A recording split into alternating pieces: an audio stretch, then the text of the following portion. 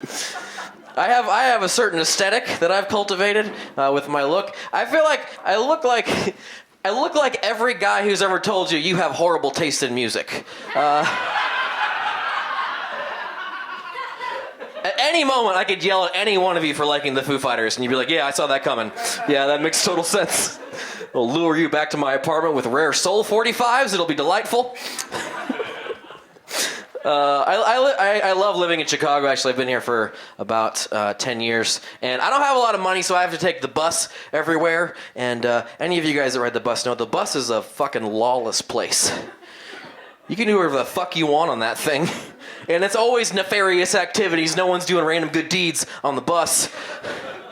For instance, I was on the 74 Fullerton. That's a local reference. You guys connect with me. And a man with visible and smellable feces all over his person screamed and chased me off of the bus. Everybody saw it, and they didn't do a goddamn thing. They're just like, I don't know, dude, sometimes a fucking poop monster chases you off the bus. I'm on my way to work, and poop monsters run these streets, so my hands are tied.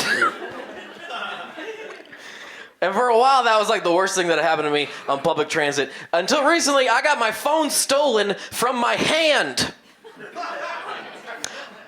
I also didn't know that was an option. Turns out, totally doable. Here's how it happened to me. I was sitting on the bus, asking for it, and I was sitting by the door, and the bus stopped for a second. I pulled my phone out, and then a hand just grabbed it and ran outside the bus. And like whenever something like that pops off in the wild, you want to be like cool, collected like Chester Cheetah with sunglasses about life. But I was not. How I responded to that was this. I just went, "Oh, fuck!"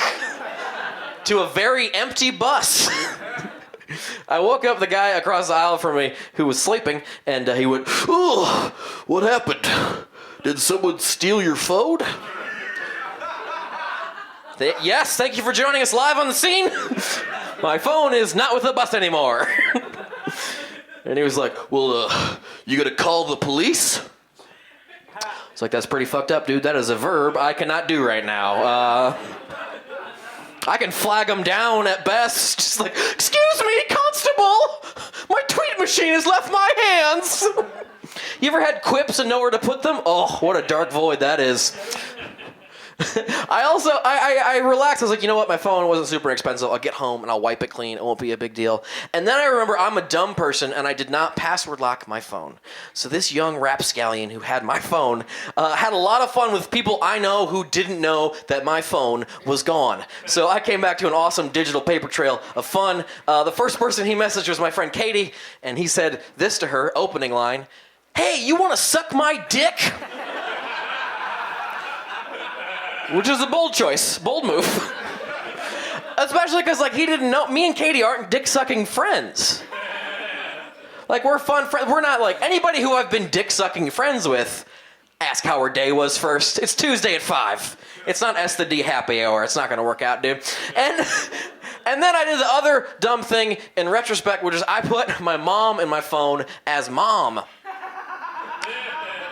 One person sees where this is going, and they're very delighted by it. And he texted my mom this. "Mom, you a bitch-ass hoe."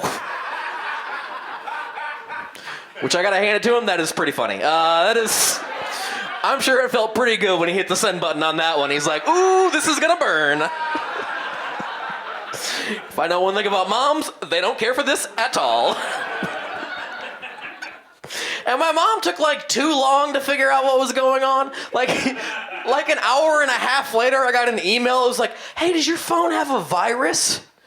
Like that's like a new virus taking over iPhones. These hackers are like, these moms have had it too good for too long, dude. We're gonna worm in there and call them a bitch. Not worth the code, my man.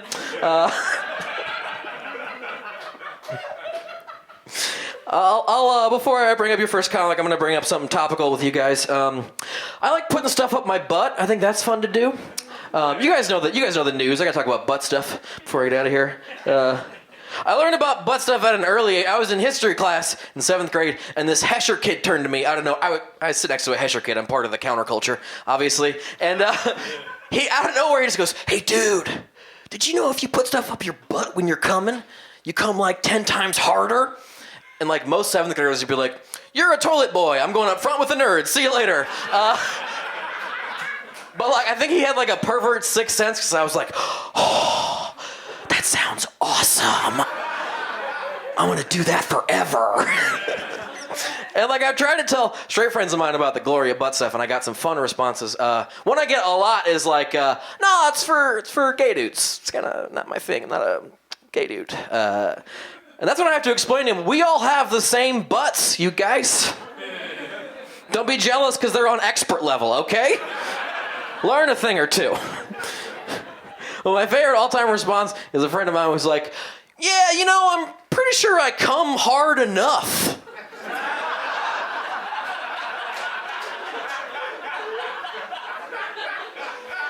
Which, for lack of a better term, is the whitest shit I've ever heard in my entire life.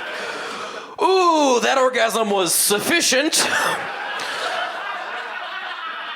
Looking at the books here, we met our fuck quota for the quarter. Let's salute the flag and go to bed, my dear. What a night this has been. All right, you guys ready for an awesome show? Yeah! Excellent.